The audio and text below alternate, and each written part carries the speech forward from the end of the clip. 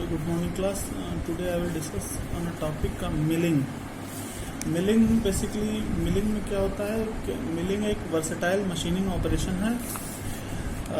इसका फिगर ये शो किया गया है. ठीक है.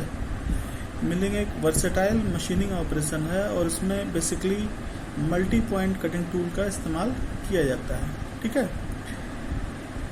ये टर्निंग, शेपिंग और ड्रिलिंग के विपरीत, जैसे टर्निंग, शेपिंग और ड्रिलिंग के केस में, टर्निंग और शेपिंग के केस में आप कह सकते हैं कि सिंगल पॉइंट कटिंग टूल का इस्तेमाल करते हैं. ड्रिलिंग में आप डबल पॉइंट कटिंग टूल का इस्तेमाल करते हैं, जबकि मिलिंग में आप मल्टी पॉइंट कटिंग टूल का इस्तेमाल करते हैं. ठीक है. तो unlike turning, shaping, drilling tools, the milling tool possesses a large number of cutting edges. ठीक है. A large number of cutting edges. जबकि आप अगर टर्निंग के केस में देखेंगे लेथ मशीन पे, तो उसमें सिंगल पॉइंट कटिंग टूल का इस्तेमाल किया जाता है. आप शेपर और प्लेनर में भी आप सिंगल पॉइंट कटिंग टूल का इस्तेमाल करते हैं.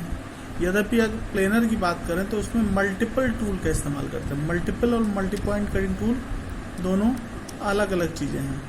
मल्टीपल कटिंग टूल इसका मतलब कई कटिंग टूल, और मल्टी पॉइंट कटिंग टूल इसका मतलब एक ही टूल जिसमें number of cutting, primary cutting edges हों.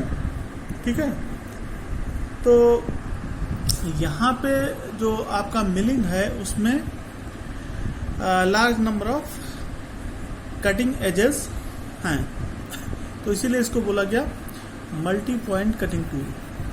जबकि ड्रिलिंग के केस में आप देखेंगे कि दो प्राइमरी कटिंग एजेस होंगे, इसलिए उसको डबल पॉइंट कटिंग टूल हम बोल सकते हैं, या कहीं कहीं मल्टी पॉइंट कटिंग टूल भी उसको बोला जा सकता है, क्योंकि एक से ज़्यादा कटिंग एजेस है. ठीक है. तो ये मिलिंग का बेसिक पॉइंट हो गया कि इससे क्या होता है, डिफरेंट टाइप ऑफ शेप आप पा सकते हैं. ये बहुत वर्सेटाइल मशीनिंग ऑपरेशन है जिसमें कि number of cutting edges involve हैं, इसीलिए इसको मल्टी पॉइंट कटिंग टूल बोलेंगे. ठीक. अब बात आती है कि इसके टूल को क्या बोलते हैं. अब लेथ करें, मिलिंग के जो टूल को हम लोग मिलिंग कटर बोलते हैं. Milling cutter. ठीक है. अब मिलिंग कटर इसको हम लोग बोलते हैं, और मिलिंग कटर जैसे मतलब मान लिया इसको, ये मिलिंग का टूल है और ये आपका ये वर्क पीस है, ये वर्क पीस है और ये आपका टूल है. ठीक है. इस टूल को, ये मिलिंग ऑपरेशन आप परफॉर्म कर रहे हैं, इस टूल को हम बोलते हैं मिलिंग कटर. ठीक है. अब मिलिंग कटर जिस शाफ्ट, ये शाफ्ट आपका बना हुआ है, जिस शाफ्ट पर ये मिलिंग कटर लगा होता है, इसको हम लोग आर्बर बोलते हैं. इसको क्या बोलते हैं हम लोग? आर्बर बोलते हैं. ठीक है. The shaft on which the cutter is mounted is commonly known as arbor. ठीक है. और मिलिंग ऑपरेशन जो है उसको क्लासिफाई बेसिकली दो तरीके से किया गया. उसको क्या बोला गया? एक हॉरिजॉन्टल मिलिंग बोला गया और एक वर्टिकल मिलिंग बोला गया. अब किसको हम हॉरिजॉन्टल मिलिंग बोलेंगे और किसको वर्टिकल मिलिंग बोलेंगे? देखिए, एक को हॉरिजॉन्टल मिलिंग बोला गया और दूसरे को वर्टिकल मिलिंग बोला गया. तो किसको हम हॉरिजॉन्टल बोलेंगे और किसको वर्टिकल मिलिंग? बात ये आती है. तो हॉरिजॉन्टल मिलिंग हम तब बोलेंगे जब इस कटर का जो एक्सिस होगा वो हॉरिजॉन्टल होगा. इस कटर का जो एक्सिस होगा, इसका मतलब ये आर्बर या शाफ्ट के बारे में बात कर लें, इस शाफ्ट का एक्सिस अगर हॉरिजॉन्टल है तो हम हॉरिजॉन्टल बोलेंगे, और इसका अगर एक्सिस जो है, शाफ्ट का एक्सिस अगर परपेंडिकुलर है, इस प्लेन ऑफ पेपर के परपेंडिकुलर है, या हम कहते हैं कि अगर हमारा ये वर्क पीस है, ये प्लेन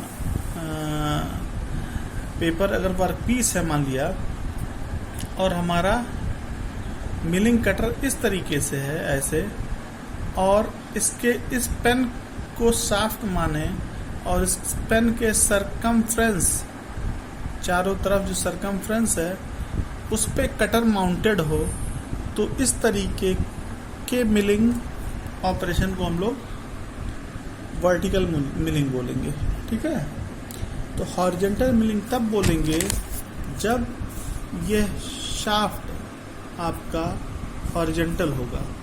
अगर वर्कपीस हमारा ये कॉपी है, ये प्लेन पेपर है और ये हॉरिजॉन्टल है, इस शाफ्ट का डायरेक्शन, या इसको बोल सकते हैं कटर का डायरेक्शन, तो हम बोलेंगे हॉरिजॉन्टल मिलिंग। लेकिन अगर यही वर्टिकल हो गया तो हम बोलेंगे वर्टिकल मिलिंग।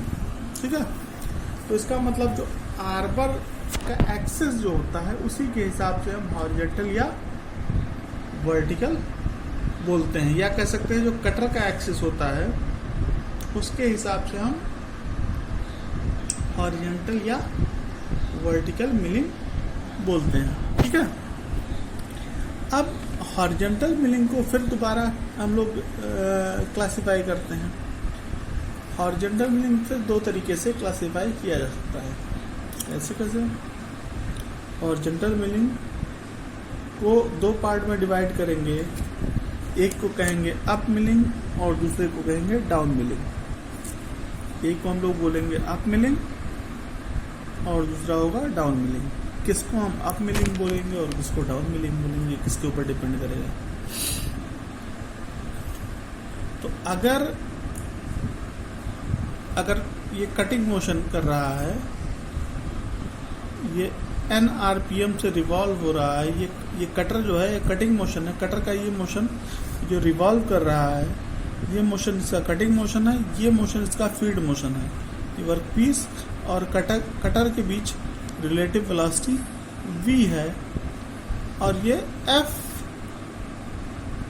फीडिंग हो रहा है, तो ये फीड वेलोसिटी का डायरेक्शन है, ये कटिंग वेलोसिटी का डायरेक्शन है। अगर दोनों की का डायरेक्शन अपोजिट हो तो वो अप मिलिंग कहलाएगा। अगर दोनों का डायरेक्शन, ये कटिंग का डायरेक्शन और फीडिंग का डायरेक्शन दोनों सेम हो, जैसे कि इस केस में दिखाया गया है, ये डायरेक्शन फीड का डायरेक्शन और ये कटिंग का डायरेक्शन दोनों सेम है, तो इसको बोलेंगे हम लोग डाउन मिलिंग। ठीक है, इस हिसाब से हम लोग relative direction of cutting and feed motion के हिसाब से हम इसको दो पार्ट में ब्रेक करेंगे, अप मिलिंग और डाउन मिलिंग। ठीक है, ऐसे कहेंगे। When the cutting and feed motion are in the same direction, जैसे कि इसमें दिखाया गया है, ये डायरेक्शन है और ये डायरेक्शन है। When the cutting and feed motion, ये आपका कटिंग मोशन है और ये फीड मोशन है। ये आपका कटिंग मोशन है, ये फीड मोशन है। तो जब कटिंग मोशन और फीड मोशन दोनों का डायरेक्शन सेम होगा तो ये कहलाएगा डाउन मिलिंग। अगर यही चीज अपोजिट होगा तो कहलाएगा अप मिलिंग। ठीक है, तो when the cutting and feed motion are in the same direction, the operation is called down milling. ठीक है, ठीक, ये बात क्लियर। अब इसमें क्या होता है डाउन मिलिंग के केस में कि ये जो कटर है वो क्या करता है, वर्कपीस को अपने साथ घसीटता हुआ ले जाने का प्रयास करता है, ड्रैग करने का प्रयास करता है। इसीलिए ये प्रोसेस जो है वो सेफ नहीं है। ठीक है, with respect to that up milling. ठीक है, ये क्लियर है। Since in the down milling there is a tendency of the job being dragged, workpiece के ड्रैग होने की टेंडेंसी इसमें आपको मिल रही है। Tendency of job being dragged into the cutter, up milling is safer, ये इसलिए ज्यादा सेफर होगा। ये डाउन मिलिंग सेफर नहीं होगा क्योंकि इसमें ड्रैग हो जा रहा है। ठीक है, क्या हो जा रहा है, ड्रैग। ठीक है, since in down milling there is a tendency of the job being dragged, ये वर्कपीस है आपका, ये जॉब का ही है, ठीक है। Being dragged into the cutter, up milling is safer, ये सेफ है, एंड इज कॉमनली डन, इसीलिए इसका इस्तेमाल हम लोग करते हैं कॉमनली, ठीक है।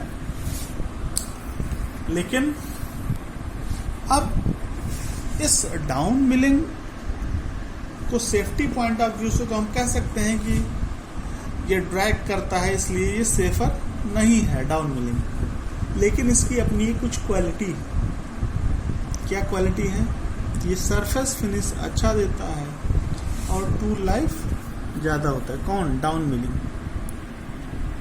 तो डाउन मिलिंग क्या हो रहा है? Down milling results in a better surface finish and longer tool life, ठीक है, ये चीज हो गया। अब इसमें जो कटर बना हुआ है ये स्ट्रेट एज कटर बने हुए हैं, ये भी दोनों कटर जो बना हुआ है ये स्ट्रेट एज कटर बना हुआ है, मतलब वर्कपीस से या तो ये कांटेक्ट में रहेगा या नहीं रहेगा। ऐसा नहीं कि एक टीथ का कुछ पार्ट वर्कपीस से कांटेक्ट में रहे और कुछ पार्ट वर्कपीस के कांटेक्ट में ना रहे, ऐसा स्ट्रेट एज्ड कटर में नहीं होता है। और जब हम प्रूफ करेंगे मिलिंग से रिलेटेड तो स्ट्रेट एज्ड कटर के ऊपर बात करेंगे, इसी को लेके प्रूफ करेंगे। लेकिन आप एक पॉइंट जान लीजिए कि अगर हेलिकल कटर का आप इस्तेमाल करते हैं, अगर हेलिकल कटर का इस्तेमाल करते हैं तो उसमें आप ये देखते हैं ऑपरेशन स्मूथर होता है और सरफेस फिनिश अच्छी मिलती है। क्यों ऐसा होता है? क्योंकि gradual engagement of the cutting edges आपको वहां पे मिलता है। इसका मतलब हेलिकल कटर पहले जान लीजिए क्या होता है। इसमें देखिए ये आपका मिलिंग कटर है, इसमें कई टीथ हैं, ये टीथ है, ये टीथ है, ये टीथ है, ये टीथ है। तो मान लेते हैं इसमें Z नंबर ऑफ टीथ है। आप किसी एक टीथ को अगर फोकस करें, मान लेते हैं इस टीथ के ऊपर फोकस करें, तो हम ये देखते हैं अगर स्ट्रेट एज्ड कटर है तो या तो ये टीथ वर्कपीस के कांटेक्ट में होगा या नहीं होगा। लेकिन अगर हेलिकल कटर होता इसकी जगह पे तो इसी टीथ का कुछ पार्ट वर्कपीस के कांटेक्ट में होता और कुछ पार्ट वर्कपीस के कांटेक्ट में नहीं होता, ऐसी एक संभावना मिलती है आपको, ठीक है। तो इसीलिए चूंकि gradual engagement of cutting edges आपको मिलता है हेलिकल कटर में, इसलिए उसमें बेटर सरफेस फिनिश आपको मिलता है और स्मूथ ऑपरेशन परफॉर्म होता है, ठीक है, अगर आप हेलिकल कटर का इस्तेमाल करेंगे तो, ठीक है। ये चीज है। अब हम लोग नेक्स्ट वीडियो में बात करेंगे, नेक्स्ट टॉपिक मतलब इसी टॉपिक में अगला प्रूफ के ऊपर हम लोग बात करेंगे कि मैक्सिमम अनकट थिकनेस का रिलेशनशिप हम लोग फाइंड आउट करेंगे और एक टीथ के ऊपर एनालिसिस करेंगे और जो प्रूफ होगा वो कहलाएगा T1 max equal to 2f/nz under small D upon capital D। तो ये नेक्स्ट वीडियो में हम इस पर बात करेंगे और साथ ही साथ मैक्सिमम अनकट थिकनेस के साथ साथ एवरेज अनकट थिकनेस भी फाइंड आउट करेंगे, जो कि एवरेज अनकट थिकनेस होगा T1 average is equal to f/nz under small D upon capital D, ठीक है। तो नेक्स्ट वीडियो में इस पर बात करेंगे, ठीक, ओके, थैंक यू।